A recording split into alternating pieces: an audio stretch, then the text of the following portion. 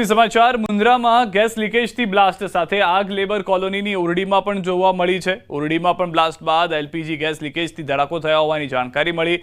5 મજૂર દાઝતા સારવાર માટે ખસેડાયા છે। સિલિન્ડર લીકેજ થતા ઓરડીમાં પ્રસર્યો હતો ગેસ। વધુ માહિતી ન્યૂઝ 18 સમાચાર મેહુલ પાસેથી મેળવીશું। મેહુલ, શું વધુ જાણકારી છે જે સમગ્ર ઘટના ઘટી છે તેને લઈને? જે સિદ્ધાંત ચોક્કસથી વાત કરવામાં આવે તો મુન્દ્રામાં લેબર કોલોનીની ઓરડીમાં જે એલપીજી લીકેજ થયો હતો તેના કારણે ધડાકાભેર છે તે આગ લાગી હતી। ઓરડીમાં આગ લાગતા જે નિંદ્રાધીન મજૂરો છે તે ઝપેટે ચડ્યા હતા। 5 જેટલા જે પરપ્રાંતીય મજૂરો છે તે દાઝી જતા ભુજની જે જીકે જનરલ હોસ્પિટલ છે ત્યાં પાસે ખસેડવામાં આવ્યા હતા। સમગ્ર ઘટના છે તે રાસાપીર સર્કલ પાસે આવેલી લેબર કોલોની છે ત્યાં પાસે બની હતી। સિલિન્ડર છે તે લીકેજ થવાના કારણે ઓરડીમાં છે તે પસરી ગયો હતો અને તેના કારણે છે તે આગ લાગી હતી। જી આભાર સમગ્ર માહિતી બદલ મેહુલ। તો હાલમાં જે તમામ લોકો દાઝેલા છે તેઓની સારવાર શરૂ છે। ગીરથી સમાચાર, દરિયામાં માછીમારી મુદ્દે બબાલ થઈ છે। કોડીનારના મૂળ દ્વારકા બંદર પર બબાલ થઈ છે। માછીમારો પર ટોળાએ હુમલો કર્યાનો આરોપ છે। 5 માછીમારોને સારવાર માટે ખસેડાયા છે। આરોપીઓ સામે કડક કાર્યવાહીની પણ માંગ કરવામાં આવી રહી છે।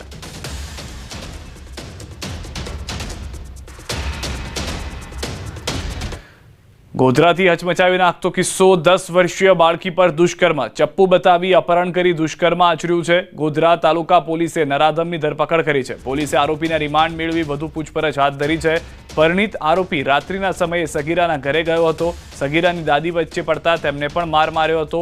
બળજબરીપૂર્વક અપહરણ કરી ગાઢ જંગલમાં લઈ ગયો હતો। જંગલમાં ચપ્પુ બતાવી દુષ્કર્મ આચર્યું। સગીરાની માતાએ નોંધાવી હતી પોલીસ ફરિયાદ। તારીખ 19/9 રોજ તાલુકા પોલીસ સ્ટેશનની અંદર એક સગીરોની બાળા સાથે દુષ્કૃત્ય કર્યા અંગેની ફરિયાદ પોલીસ સ્ટેશનમાં ફરિયાદી આપતો ગુનો રજીસ્ટર કરવામાં આવેલો અને આ ગુનાની તપાસ પીઆઈ અસોડા સાહેબ નાઓએ ચલાવેલી। આ ગુનાના કામના આરોપીને તારીખ 22/9 રોજ અટક કરવામાં આવેલો। વડોદરાની સરકારી નર્સિંગ કોલેજમાં હોબાળો થયો છે। ભોજનમાંથી જીવાત નીકળતા હોબાળો થયો છે। મેસના ભોજનમાં જીવડા, ઈયળો અને કાંકરા નીકળ્યા। મહિનાના 2,450 રૂપિયા ચૂકવવા છતાં નથી મળતું ગુણવત્તાયુક્ત ભોજન। વિદ્યાર્થી નેતા યુવરાજસિંહ જાડેજા પણ દિવાળીપુરા સ્થિત નર્સિંગ કોલેજે પહોંચ્યા। મેનેજમેન્ટ સામે નારાજગી વ્યક્ત કરી। તો દ્રશ્યોમાં પણ આપ જોઈ રહ્યા છો ગુણવત્તા કેવી છે ભોજનની। મહિને 2,500 જેટલા રૂપિયા આપવામાં આવી રહ્યા છે ભોજન માટે ફક્ત, છતાં પણ આ રીતનું ભોજન મળતા નારાજગી જોવા મળી હતી, જેને લઈને વિદ્યાર્થી નેતા યુવરાજસિંહ ત્યાં પહોંચ્યા। તેઓએ રજૂઆત કરી અને તેઓએ પણ વાત કરી છે। આ મુદ્દો વધુ ઉગ્ર કરવાની પણ રજૂઆત થઈ છે। અત્યારે અમને અંદર જતા રોકવામાં આવી રહ્યા છે અને એવું કહેવામાં આવી રહ્યું છે કે તમને અંદર જવા દેવામાં નહીં આવે। પ્રિન્સિપલ અહીંના જે છે અંદર જતા અમને રોકે। કેમ ભાઈ ચોરી છુપાવો એટલે રોકો છો? શા માટે ભાઈ ઢાક પીછોડો કરો છો? તમે બહુ સત્યવાદી હોય, તમે બહુ ખરેખર બહુ સારી સુવિધા આપતો હોય તો અમને અંદર જવા દો। જમવા બાબતે પણ કેટલી સમસ્યાઓ છે। ઈળો નીકળે છે, અમે કહીએ પણ છીએ પણ એમ કે ઉડીને પડ્યો છે કે ઉપરથી પડ્યો છે। મહેસાણા દૂધસાગર ડેરી સામે પશુપાલકોનું સંમેલન। પાટણ, ગાંધીનગર, મહેસાણાના પશુપાલકોનું સંમેલન। પાટણ મામલતદાર દ્વારા પરવાનગી રદ કરાય। પરવાનગી રદ થવા છતાં પશુપાલકોનું સંમેલન। પાટણના ખાડિયા મેદાન ખાતે યોજાયું સંમેલન। દૂધસાગર ડેરી સામે વિવિધ માંગણીઓને લઈને સંમેલન। પાટણ જિલ્લા એનએસયુઆઈ પ્રમુખ અને બનાસકાંઠાના રહેવાસી દાદુસિંહ રાજસિંહજી ઠાકોર દ્વારા પાટણના ખાડિયા મેદાને પશુપાલક સંમેલનની માંગવામાં આવી હતી પરવાનગી। પાટણ મામલતદાર દ્વારા સંમેલનની પરવાનગી આપ્યા બાદ કાયદો અને વ્યવસ્થાની પરિસ્થિતિ જોખમાય તેવી વાંધા અરજી આવતા પરવાનગી રદ કરવામાં આવી હતી। અમારા દૂધના પૈસા એમને ખાસ મળતા હે નહીં। અમારો ખર્ચો એમને મળતો નહીં। ભેંસો પાછળ અમે મરીએ તો એમને કશું મળતું છે નહીં। ભેંસોનો અમારે જે ખાણ લાવવું હોય, અમારે કંઈ એના આજન વાસન કંઈ એને લાવવું હોય તો અમને ખર્ચા પૂરા થતા નથી। અમારે દૂધનો ભાવ વધારો જોવે છે। અત્યારે તો અમને 50 રૂપિયા લીટર ના આપે। ભાવથી અમારે કમસે કમ 90-80 રૂપિયા તો જોવે ને વધારના પ્રોસેસ કરેલા। પશુપાલકોની વેદના સાંભળવી અને પશુપાલકોની વેદના સરકાર સુધી પહોંચાડવી એ કામ કરવાનું અમારું પશુપાલકના જે અમે બનાવી છે કમિટી, એ કમિટીનું છે। એટલે અમે આ વેદના પશુપાલકોની ઠેક સરકાર સુધી પહોંચાડવાના છીએ અને સરકારશ્રી અમારું વાત નહીં સાંભળે તો અમે પણ વાત કરો છો હાઈકોર્ટનો પણ સહારો લેવાના છીએ। બિલકુલ નહીં, આમાં કોઈ પાર્ટીના લેવલનું કોઈ બોર્ડ જ નથી। આ ખાલી ફક્ત ને ફક્ત પશુપાલકોનું સંમેલન છે. પરવાનગી માંગવાની જરૂર એનએસયુના પ્રમુખને કેમ? એ અહીંયા લોકલ હાજર હતા એટલે કંઈ કામ હોય તો કાગળનું કામ પોતે કરી શકે એટલા માટે. પરવાનગી મને મળી છે 2 દિવસ 3 દિવસ પહેલા મળી ગઈ છે પરવાનગી શાંતિથી, અને એ જેમના દ્વારા પણ એમને કેન્સલ કરવાનો પ્રયત્ન કર્યા છે એ ખરેખર તદ્દન ખોટું છે.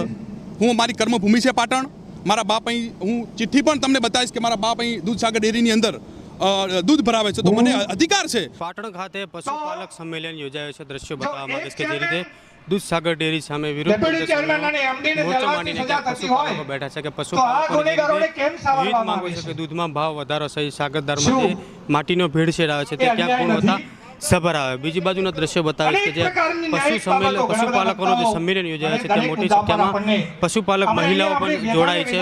મહત્વની વાત છે કે જ્યાં સંમેલન યોજાઈ રહ્યું છે જે સંમેલનની મંજૂરી માંગવામાં આવી હતી, પરંતુ મંજૂરી ક્યાંક વાંધા અરજી થવાના કારણે મામલતદાર પાટણ દ્વારા આ સંમેલનની મંજૂરી રદ કરવામાં આવી છે. પરંતુ તેમ છતાં પશુપાલકો પોતાના જે વિરોધ સંમેલન યોજીને જે પોતાની વિસ્તૃત ચર્ચાઓ કરવાની તે ચર્ચાઓ હાલની સ્થિતિએ સંમેલન યોજીને કરી રહ્યા છે. બીજી બાજુ પોલીસનો પણ સમગ્ર જે જગ્યાએ સંમેલન છે ત્યાં ચાલતો બંદોબસ્ત ગોઠવી દેવામાં આવ્યો. મહત્વની વાત છે કે અગાઉ પ્રથમ હારીજ ખાતે આ રીતે સંમેલન યોજાઈને પશુપાલકો દ્વારા પોતાની માંગને લઈને દૂધ તોડીને વિરોધ પ્રદર્શન કરવામાં આવ્યું હતું. આજ રોજ પાટણ ખાતે પણ પશુપાલકો દ્વારા સંમેલનની પરવાનગી રદ કરવામાં આવી છે, તેમ છતાં પણ પશુપાલકો એક મન થઈને એક જગ્યાએ એકઠા થઈને હાલ સંમેલન યોજી રહ્યા છે. મહત્વની વાત છે કે દૂધસાગર ડેરી સામે જે રીતે પશુપાલકોની જે વિવિધ માંગો છે, દૂધના ભાવ વધારો, જે પાવડરમાં પાવડર પકડાયો હતો, જે સાગરદાણા આવે છે, સાગરદાણાની જે ગુણવત્તા નથી મળે તેવી માંગો સાથે હાલ પાટણ ખાતે પશુપાલકોએ સંમેલન યોજ્યું છે. અશરફ ખાન, ન્યૂઝ 18 પાટણ. પાટણમાં દૂધસાગર ડેરી સામે પશુપાલકોનું સંમેલન યોજાયું હતું. દૂધ ઢોળે તે પહેલા પશુપાલકોની પોલીસે કરી છે અટકાયત. પશુપાલકોની પોલીસે અટકાયત કરી તો પશુપાલકોના આંદોલન મામલે દૂધસાગર ડેરીના ડિરેક્ટરનું નિવેદન સામે આવ્યું છે. તેમણે ડેરીને બદનામ કરનાર આરોપ લગાવ્યો છે. સાથે જ ભાડુતી માણસો બોલાવી સંમેલન યોજાતો હોવાનો પણ આરોપ લગાવ્યો છે. આટલો સમય આ લોકોને ભ્રષ્ટાચાર કે કંઈ કશું દેખાતું નહોતું, હવે ચૂંટણી ટૂંક સમયમાં જ છે, તો પછી બધા ક્યાંથી એ પણ બોર્ડમાં એ અમારા જે છે લોકો એ બોર્ડમાં છે, કોઈ દાડો વિરોધ પ્રદર્શન કર્યું નહીં, કોઈ દાડો બોર્ડમાં વિરોધ અરજી આલી નહીં. કે જે પણ બહારથી પબ્લિક લાવવામાં આવે છે, કોઈ ડેરીનો અમારો પ્રમુખ મંત્રી યા તો અમારા કોઈ સરકારી આગેવાને સહકારના પણ તેઓ નહોતા. અને ભાડુતી માણસો દર વખત મિટિંગમાં આવું હારીજે પહેલાં બનેલું છે.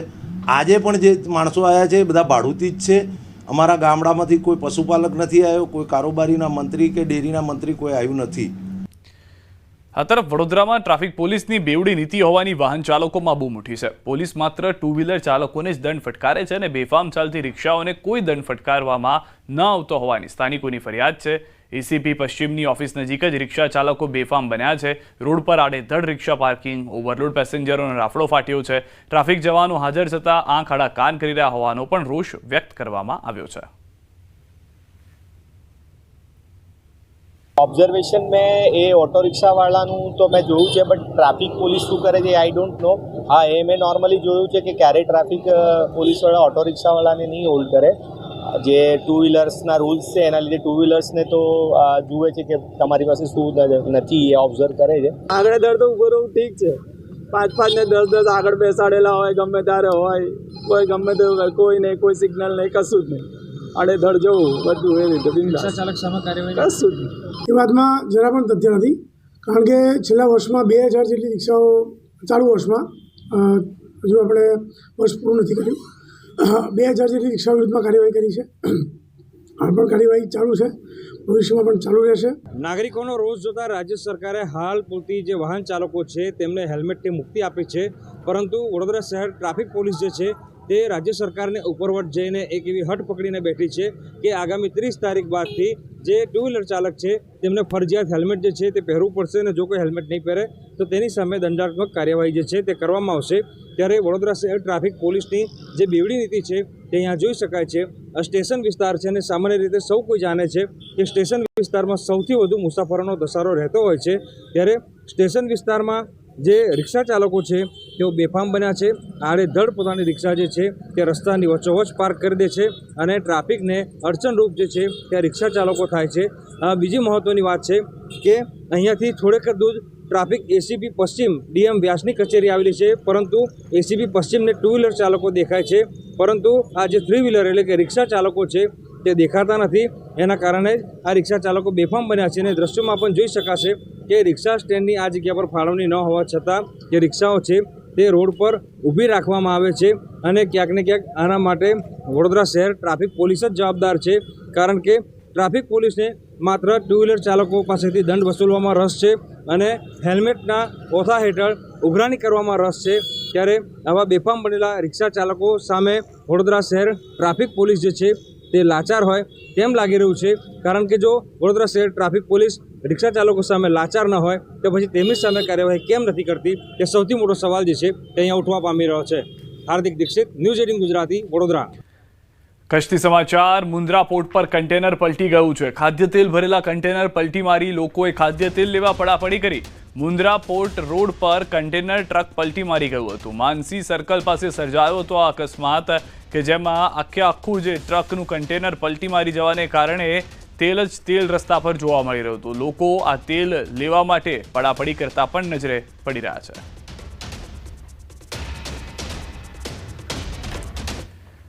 અઢી મહિનો જેલમાં રહ્યા બાદ ધારાસભ્ય ચૈતર વસાવા જેલ મુક્ત થયા. વડોદરાની જેલમાંથી ડેડિયાપાડાના ધારાસભ્ય ચૈતર વસાવાને આજે જામીન મળતા તેમના સમર્થકોમાં ખુશીની લહેર ફેલાઈ છે.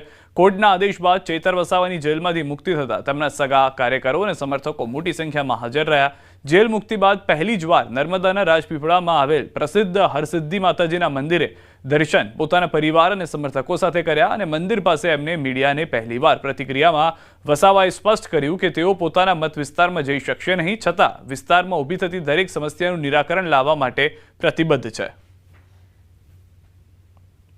80 દિવસ બાદ નામદાર હાઈકોર્ટે હુકમ કર્યો અને મને શરતી જામીન મળ્યા છે, ત્યારે આજે હું બહાર આવીને મને આવકારવા માટે અમારા આગેવાનો અને સમાજના પરિવારના બધા આવ્યા છે, ત્યારે આજનો દિવસ એ સારો દિવસ છે અને મારા પર જે ભરોસો આ લોકો મૂકે છે તે વિશ્વાસ આવનારા દિવસોમાં કાયમ રહે એટલી શક્તિ માતાજી આપે, પ્રકૃતિ મને આપે, એ પ્રાર્થના કરવા માટે આજે અમે મંદિરે આવ્યા છીએ. સુરતના અમરોલી વિસ્તારની ઘટના. ખાડાના કારણે બાઇક સ્લીપ થયું હતું. બાઇક ચાલક પરથી ટ્રકનું ટાયર ફરી વળ્યું. બાઇક ચાલકનું ઘટના સ્થળે મોત નીપજ્યું. અકસ્માતના પગલે બાઇક ચાલકનું ઘટના સ્થળે મોત થયું. સમગ્ર ઘટનાના સીસીટીવી પણ જોવા મળ્યા છે. સુરતથી વધુ એક મહત્વના સમાચાર. બાઇક ચોરીની ધરપકડ. આરોપી 6 બાઇકની ચોરી કરી હોવાનો ખુલાસો થયો છે. રોજગારી ન હોવાથી ચોરીના રવાડે ચડ્યો હતો. જીગર સરવૈયાની સિંગણપુર પોલીસે ધરપકડ કરી છે. BRTS પાસે આવેલા તળાવ નજીક છુપાવ્યા હતા બાઇક. વાંસના ટોપલા બનાવવાની સામગ્રીની આડમાં ચાલતી વિદેશી દારૂની હેરાફેરી ઝડપાઈ છે. દારૂના બુટલેગરો દ્વારા વિદેશી દારૂની હેરાફેરી માટે વાપરવામાં આવી નવી મોડસ ઓપરેન્ડી. પાટણ જિલ્લા LCBએ વિદેશી દારૂની હેરાફેરી કરતી ગાડી ઝડપી પાડી. સિદ્ધપુરના સુજાનપુર પાટિયા પાસેથી વિદેશી દારૂની હેરાફેરી કરતું પિકઅપ ડાલુ પકડવામાં આવ્યું.